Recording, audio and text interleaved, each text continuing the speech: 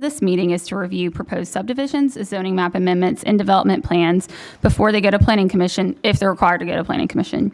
This gives the local agencies and utility companies that will provide services the opportunity to review plans, discuss and comment about the accessibility of services, and ensure all aspects of the development plans adhere to zoning and subdivision regulations.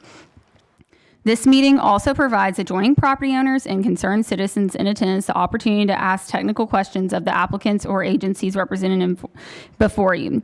We will allow a combined 20 minutes of time for these comments. No testimony in favor or against an application may be taken at this meeting, as no decisions are made at this meeting.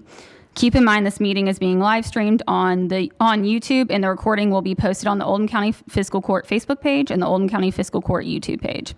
If you need to have a conversation among people around you or on your phone, please leave the courtroom and return when finished. Please check your phone to ensure that it is silenced to reduce interruptions. If you have we have one item on the docket today. The first docket, or the only docket today, is TRC-25-011, the Marquee Apartments. At this time, we will ask the applicant or their representative to come forward and give a brief overview of the application. It doesn't have to be super detailed, just real quick overview.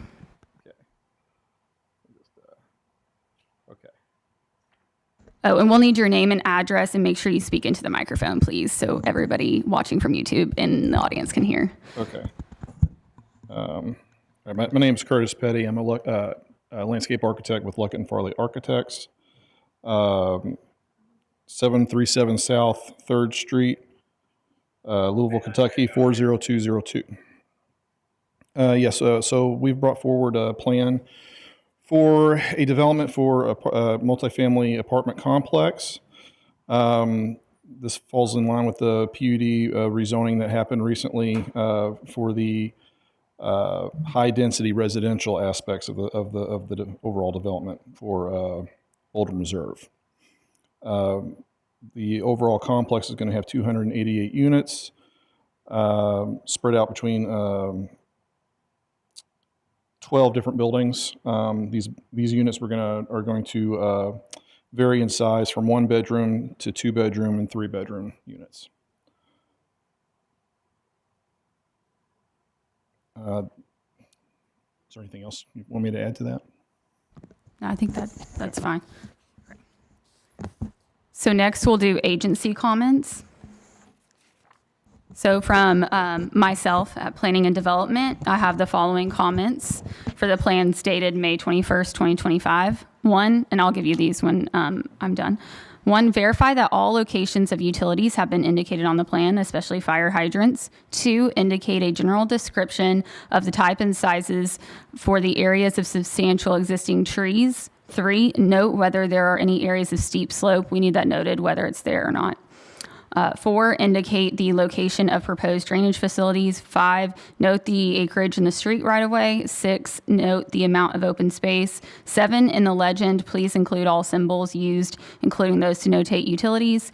8, submit a landscaping and lighting plan after approval from the Architectural Review Board for Oldham Reserve. And then 9, on address label 31, I have a correction on the parcel number. So that's simple enough. And then next, I have from Matt Toller, our GIS manager, who could not be here today. He said, after reviewing the Marquee apartment plan, I have the following comments. The local post offices should be contacted to mark the locations of any appropriate cluster mailboxes per the regulations. And 2, all street names and addresses will be assigned by the GIS manager. So those are all of the comments that I have from agencies. We'll move on next to Jim Silliman, our county engineer. Yeah, so as typical for a site that disturbs more than 1 acre, you'll be required to get a KYR10 permit from the Division of Water, and also a stormwater quality management and erosion control permit from my office. When you submit that, you'll submit your construction plans for final review, or for full construction plan review. One of the things we noticed on here is you reference surface flow to shared detention basin on adjacent site. I'm not aware of a basin on an adjacent site that's been designed to receive this water. So you'll need to either include detention on your site or indicate where that's going to, and share the calculations that show that it's accommodating that. It does look like, just based on a review of the RES ecological consultants investigation that they've done for the entire Oldham Reserve campus, there are a couple ephemeral and maybe an intermittent blue line stream along the border. If you're not impacting those, that's fine. If you are, just ensure that you get the proper permitting from the Division of Water and the Corps of Engineers.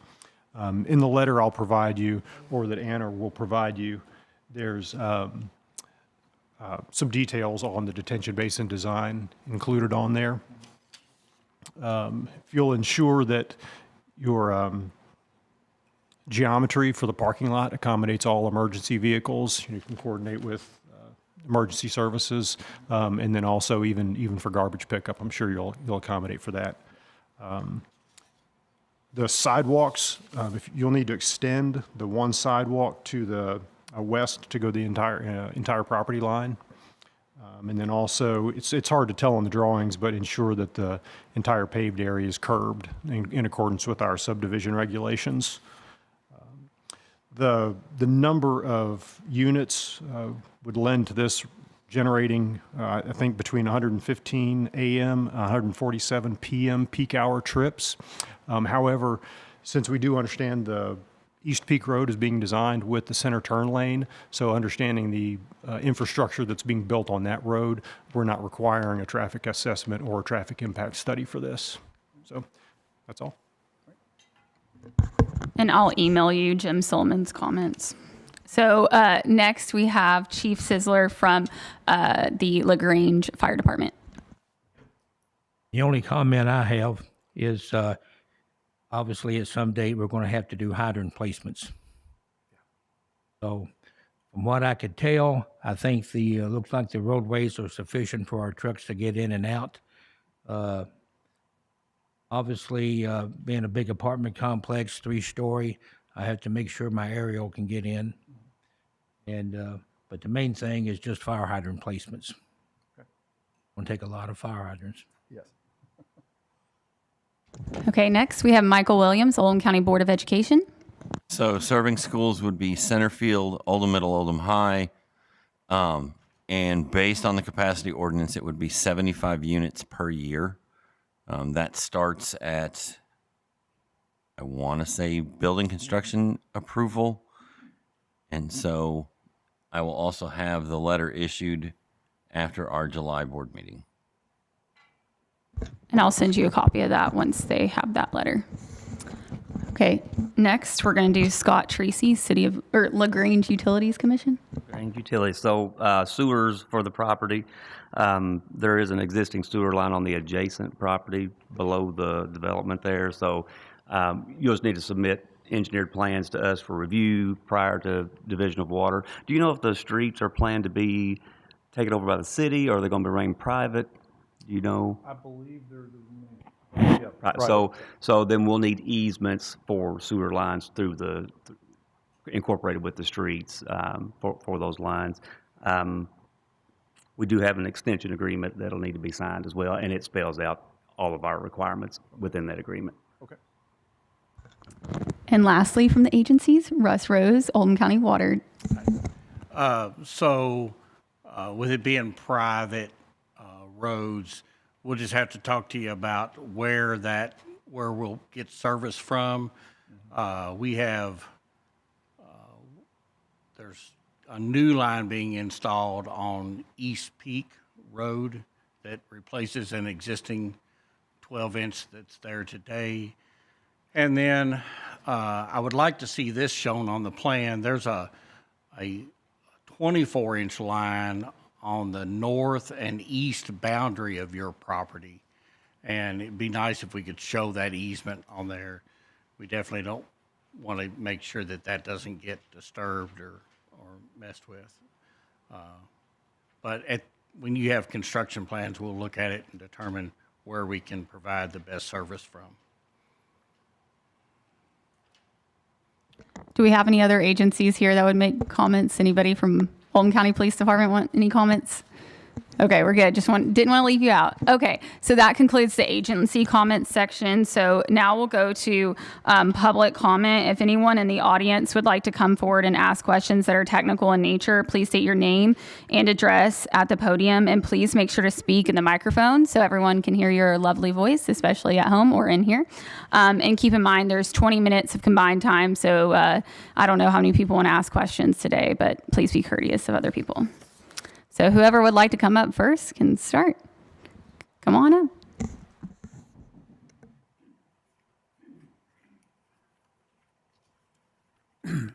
Blake Hazelton, 2644 Sheffield Court in LaGrange. I received a copy of the development plan, and one concern that I would have with it is reflected in the road plan. And it's actually looking at the number of exits from the complex. And I think if they have over 200 units, they require 2 exits. I know they do on housing developments, but I assume they do also on apartments, especially with the number of parking places they have showing. Well, the standard, I think, is it's roughly 200, but it's actually I think it's 2,000 ADT. So we'd have to look at the traffic generated from an apartment unit versus a single unit house. So there is some difference. Typically, when we're talking about subdivisions, we say 200 because there's about 10 peak hour trip. I'd have to get into it, but there's a difference between the single unit housing versus the apartments and the overall daily trips. Okay, So we can look into that. but we're not doing a traffic study of this complex. I think I just heard you say that. That is correct, but Right. we could still at least look at the traffic volume that's supposed to be generated from these and make that determination on the number of exits. Okay, assuming Go ahead. that you have to have 2 entrance and exits to this kind of a development, I'm noticing on the second exit on East Peak Road, where it has East Peak Road 100-foot right-of-way, that road has not been constructed, nor is there a plan to construct it as far as I know. But I also notice underneath it, under that statement, in parentheses, it says by others. And my request would be, do you have anything in writing to indicate who those others are? And if we don't, I think that we'd need to have that. Otherwise, you know what happens. We currently have plans in review. We've actually approved clearing and grading only, as we are now reviewing the final construction plans. So I'm pretty confident that will be built. Okay, so you'll have an idea of who's going to do that. Yes, sir. Okay. That's my only concern at the moment. I'd prefer that the entrance and exits were in more than one location.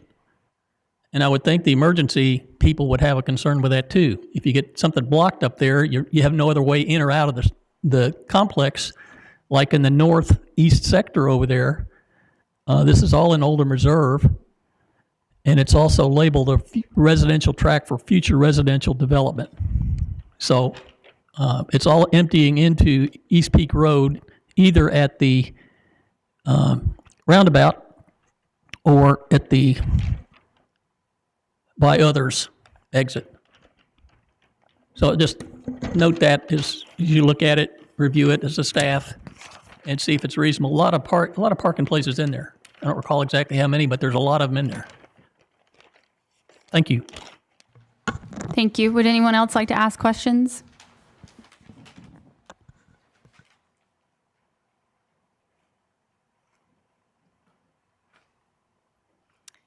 Hi, my name is Bonnie Andaya. My address is 2431 Cherry Creek Road in LaGrange.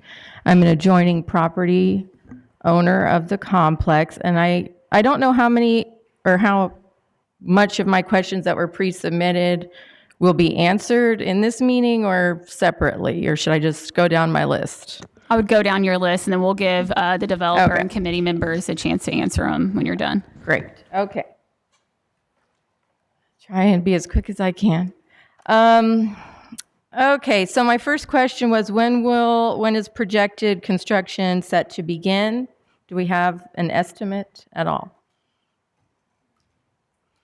You can just, if you want, you can just read down your questions, and then they can circle back so that you can use it. Oh, so I just read just them go ahead. continuously? Yes, Okay, yeah, thank you. Thank you. All right. So estimate of when construction will begin. I heard the estimate of 75 units per year based on Board of Education requirements. So how many years are, I guess I could do the math on that. Let's see. In the plan, it was stated that there's going to be a 10-foot wide buffer with semi-opaque screening with border of single-family Cherrywood Place, which is my neighborhood. I was wanting more specific information, if possible, on what the screening will consist of and how that's going to be implemented at the property line, and if there's any room for working together, maybe to come up with a mutually agreeable solution to that. And then also, according to the plan, right next to my backyard, the trash compactor is located, as well as the dog park. And I was wondering, there's a lot of borders on this plan that don't have residential already next to it in such close proximity. I was wondering if there's any way we can work together possibly to find a suitable location that doesn't involve a trash compactor or a dog park right next to our yard. I do want to make clear I'm not trying to oppose the plan. It's just I would hope there may be more a more mutually agreeable spot for these items, if possible. And let's see. You already mentioned the lighting plan for the lighting requirements. We've gone through assessments of traffic and everything else. I would also like to know, will blasting be involved when you're grading and leveling? If so, do you know how where the blasting will take place in proximity to adjoining properties? And we went over utilities. And sorry, just going back to the blasting, if there is blasting, will we be given information as far as if we notice any cracks or damage to our homes, who to contact and how to deal with that? Let's see. And you mentioned the amount of buildings, and I think I heard is the tallest these buildings are going to be is 3 stories. Is that the height of the buildings? Okay. Thank you. Okay. And I think that's all my questions. Thank you for your time. And I have a copy of the questions, Bonnie, if you're okay with me giving these to the developer, and then your email address is on there so they could email you specific answers if y'all are okay with that. Okay, great. Does anyone else have any questions? And we'll get through all the questions and then they can address any from them. Do y'all have questions? Oh, okay. Does anyone else from the public have any questions? Okay, well, we'll conclude the public comment period, and then anybody representing the applicant, if you want to come up and address any of those questions, I did give him the email list of questions that Bonnie prepared. Do I need to state my name and address? Yes, please. All right, Jared Talley, 509 Spring Street, Jeffersonville, Indiana. I'm representing Denton Floyd, the developer here, and to answer a few of your questions, the tentative start for construction will be Q1 or Q2 of 26, and we anticipate completion sometime in 2028.